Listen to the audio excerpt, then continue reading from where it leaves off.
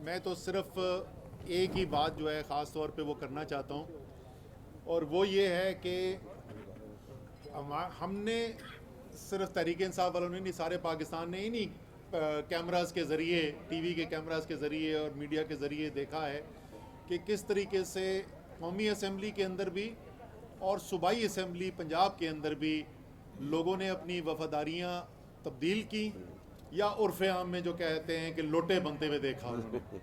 तो ये लोटे जो हैं, इनके ख़िलाफ़ रेफरेंसेस जा चुके हैं कौमी असम्बली के मेंबर्स के भी और सूबाई असम्बली के मेंबर्स के। तो सवाल ये है कि अभी तक इनके ख़िलाफ़ एक्शन क्यों नहीं हो रहा। हम तो ये समझ रहे थे कि पाकिस्तान में इंसाफ का निज़ाम जो है वो इतना तेज़ हो गया है कि इतवार को सो मोटो भी हो जाते हैं और रात को 12 बजे अदालत भी खुल जाती है।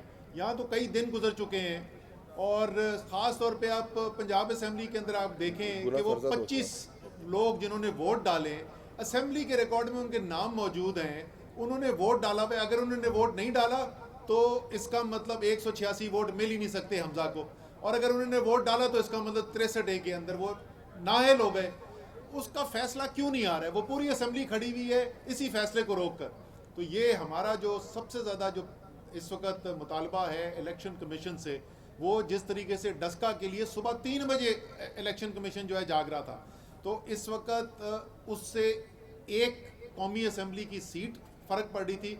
यहाँ पूरे पाकिस्तान का जमहूरी निज़ाम जो है वो उससे असरअंदाज हो रहा है।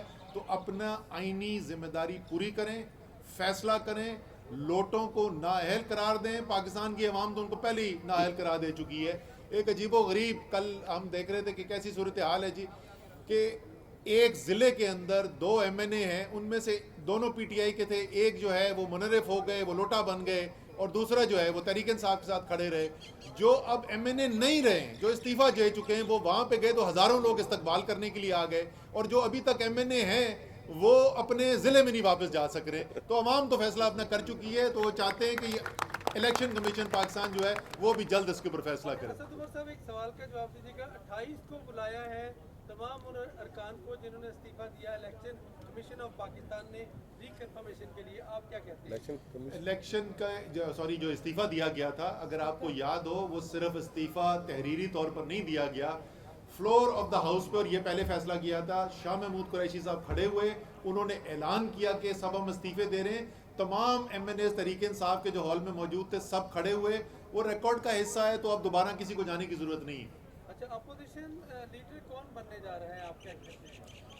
सर, अपोजिशन लीडर तो जब बने जब कोई असम्बली हो। इस असम्बली को कौम मुस्तरद कर चुकी है, तो ये तो बेमानी है। इसके अंदर वज़ीर आज़म भी बेमानी है, लीडर ऑफ अपोजिशन भी बेमानी है।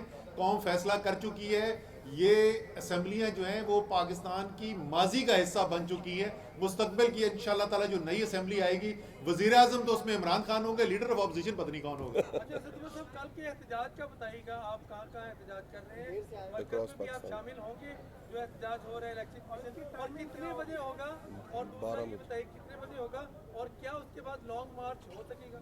ये एहतजाज कल 12 बजे होगा जी। इलेक्शन कमीशन के दफातर जहाँ भी हैं वहाँ तमाम उनके सामने बिल्कुल पुरअमन तरीके से हमारे शहरी जो हैं वो जाके अपना मुतालबा रखेंगे सामने, और ये सारे पाकिस्तान में इलेक्शन कमीशन के दफातर जो हैं उसके सामने होगा।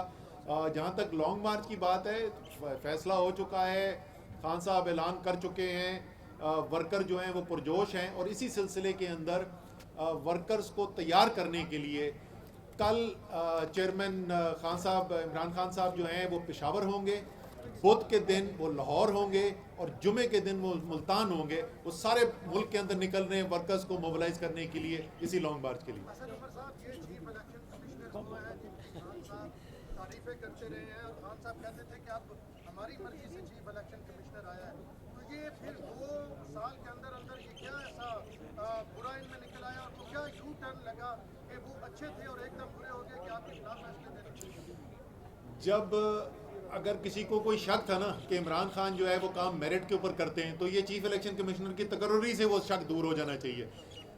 ना हमने कभी ये कोशिश की कि इदारों को अपना मातहत बना के, गुलाम बना के उनको इस्तेमाल करें, ना वहाँ पे तयनाती इस बुनियाद के ऊपर की कि हमारे साथ को ज़ाती तौर पे वफादार कौन होगा। जो लोगों के नाम सामने आए उन पे जो कागज़ पे अच्छे नाम लग रहे थे, पुराना रिकॉर्ड जो था उसकी बुनियाद के ऊपर फैसले किए और लोगों को लगा दिया। चाहे वो बैंक्स के अंदर तैनाती थी, वो इलेक्शन कमीशन था, वो जहाँ भी जितने भी सरकारी इदारे थे, वो सारे मेरिट के ऊपर फैसले किए और अपनी ज़ात की बेहतरी के लिए नहीं फैसले किए। कोई उनमें से ज़्यादातर जो है अच्छे लोग साबित हुए, कुछ नहीं साबित हुए। जब उन्होंने गलत फैसले करने शुरू किए तो उन गलत फैसलों के सामने आवाज़ बुलंद की। और ये नहीं है कि ये अब हम बात कर रहे हैं, ये पहले से बात हो रही है। और सिर्फ ये हम नहीं कह रहे, कोई भी गैर जानिबदार जो है वो देखेगा तो उसको नज़र आएगा कि ये इलेक्शन कमीशन जो है ये जानिबदार इलेक्शन कमीशन है। पाकिस्तान की सबसे बड़ी सियासी पार्टी ने और पाकिस्तान के सबसे बड़े सियासी लीडर ने इस इलेक्शन कमीशन के खिलाफ अपनी अदम एतमाद का इजहार कर दिया है। अब अगर एक ऐसा इलेक्शन चाहते हैं जो साफ शफाफ हो, जिस पर लोगों का एतमाद हो, तो उस इलेक्शन के लिए हमें एक नए इलेक्शन कमीशन की और खासतौर पर चीफ इलेक्शन कमिश्नर की जरूरत है। अब तारीख इमरान खान साहब कहते हैं एस्टेब्लिशमेंट ने नाम दिया था, तो अब आप इस पे क्या कहेंगे? सर आपके मैंने जवाब को बड़ा तफसीली सवाल था, आपको जवाब दे दिया जी। IMF के बारे में बताइएगा अफ्तारी का टाइम हो चुका है, लेकिन मैं सिर्फ ये बता सकता हूँ कि जो खबरें आ रही हैं तो सुना है कि जो IMF ने शराइत सामने रखी हैं उससे मिफ्ता इस्माइल की अफ्तारी ख़राब हो गई।